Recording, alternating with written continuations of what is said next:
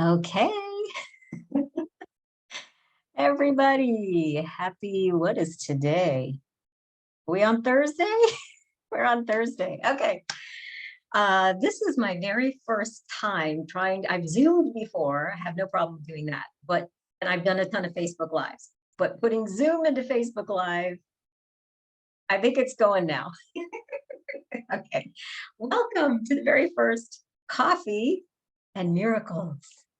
Um, the first thing I wanted to do was to share with you all why I wanted to do this. I have been talking to a lot of people. I've had the blessing of being able to get to know a lot of people on Facebook and talking about the different miracles that happened in my life and the lives of my immediate family members. And it's just so amazing to me what God has done in lots of different areas of our lives. And it's not just us, it's also things that God has done in our country's life. I'm going to talk about that in a little bit. And things that have gone on. You can see miracles in the Bible, and you can see big and small miracles. They're not just huge things. So I was talking to somebody because we had one time where our house got struck by lightning, and miracle of miracle, it started a fire, but it put itself out.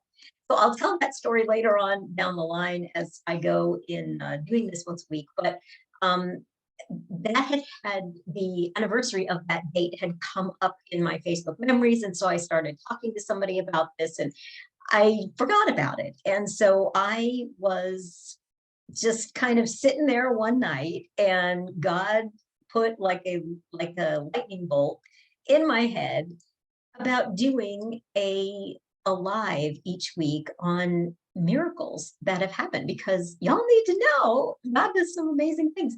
And so I wasn't even thinking about it. It was, one of those times where God gives you an idea, and it's kind of like he slices it through your brain, and you're like, ooh.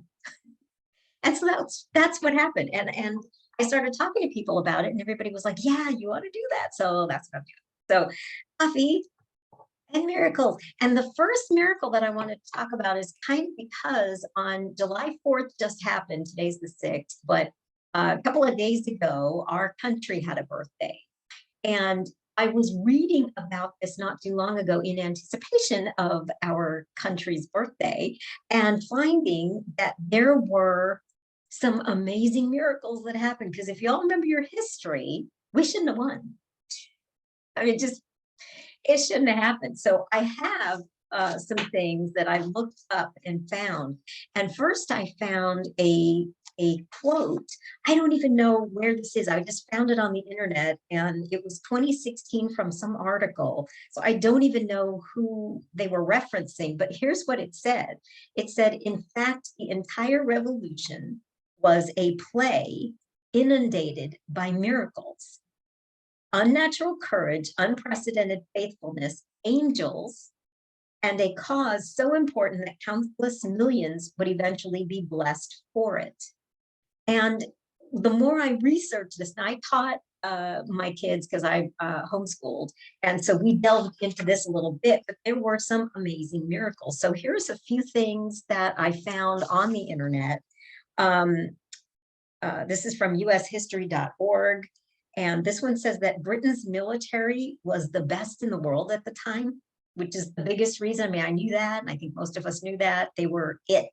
And their soldiers were well equipped, well disciplined, well paid, and well fed, unlike ours. The British Navy dominated the seas. The British Navy had funds which were much more easily raised by the empire than by the Continental Congress. Another thing I looked up, which was American Revolution Institute.org, and this one said that the American revolutionaries prevailed in their war for independence by outlasting the British, turning British liabilities into American advantages. These are things that God gives us. Sometimes they're huge miracles, like things that we can't explain happen. And sometimes they're little things that God uses to move us forward. And so we had the ability, or our ancestors anyway, had the ability to outlast the British here and turn our liabilities into advantages or blessing. making the war too costly for the British to continue, and by also the miracle that we persuaded the French to risk supporting us. Another thing said, and this was harmony.org or something like that. It said the advantages helped the Americans win the Revolutionary War. That the advantages included better leadership, foreign aid, knowledge of the land, and motivation. We were very motivated. Our country was very motivated to win this. It was more than just winning a war for us. It was our independence. It was just who they were and who they were going to be moving forward. But we had better leadership. I'm thinking to myself, that's almost a miracle in itself, because we hadn't been even there as long as the British had been a country, or together. We weren't a country then. But anyway, there was an article by a man named Jack Kelly I found, who, there were several quotes in here I wanted to share. One said, George Washington called the American victory in the Revolutionary War little short of a standing miracle in 1776. An overwhelming British army had defeated his poorly trained force, driven them out of New York City, chased them across New Jersey, Washington, Philadelphia. It goes into all this stuff. And so it said further, the British should have won, because they had a professional military, right? We did not have that. They had a professional military, which was well organized and formidable. They enjoyed seasoned officers, and many of their top generals had joined the ranks as boys and seen action in wars with the French, and they were well versed in military theory. We didn't have any of those things. They were well funded. And then it talked about we had supply issues, armament issues, transportation, accounting, and other logistical duties that are the foundation of any military effort. We didn't have really any of that was organized for us. Americans went to war with amateur officers, untrained troops that lacked organization. They needed to supply and maintain an army in the field, which it was a miracle that they could actually even do that.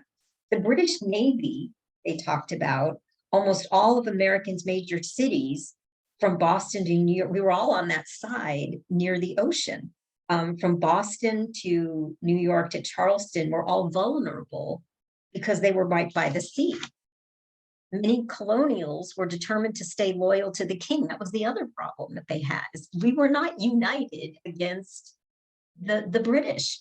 We were divided. There were a lot of people that were loyal to the king. So it wasn't a slam dunk that, we growing up 200 years plus later think it was. They were loyal to the king, and a good portion of them were willing to take up arms against the more radical countrymen. There were spies that contributed significantly to British intelligence from America. And that was aimed at encouraging and supporting uprisings.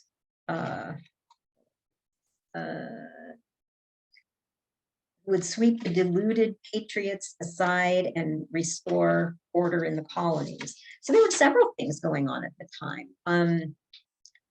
And this article, historyreader.com, this article said that the Americans did win because of a few different reasons.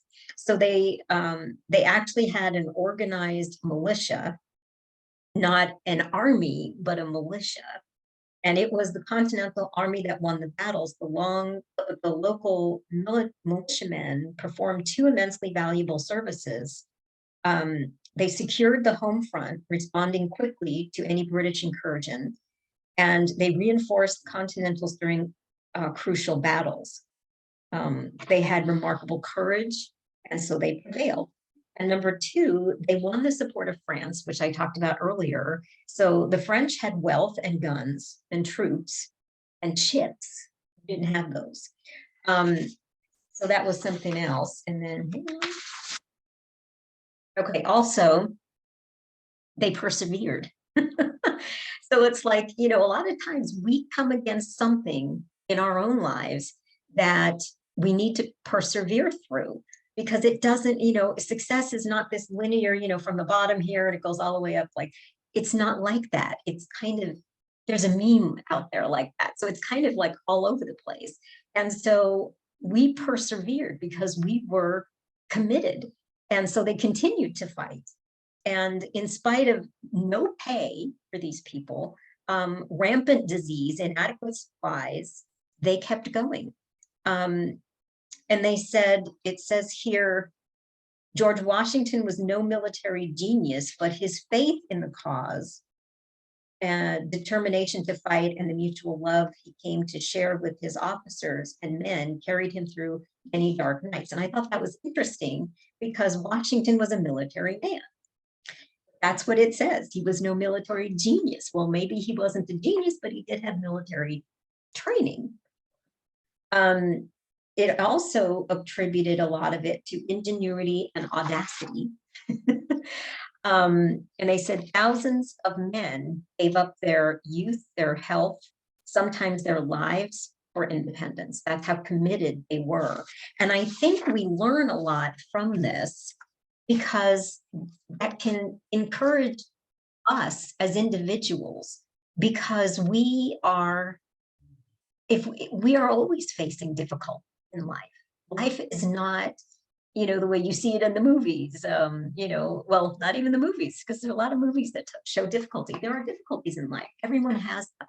But if we use what we have, turn our adversities into blessings, use them as stepping stones, which is what they did. I mean, our military back in those days, the Americans, soldiers, had no uniforms. They were, a lot of times they were falling apart.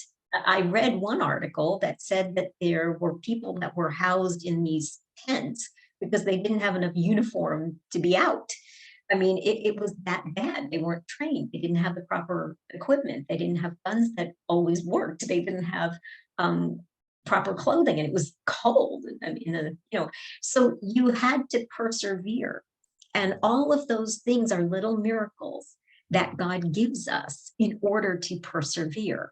And so, having had the 4th of July passed the last couple days, I just wanted to share those things with you, because it is amazing to me how a lot of things, how people get through things, or how people get through things. So how one person gets through something can help you, even if it's not the same something that you're going through.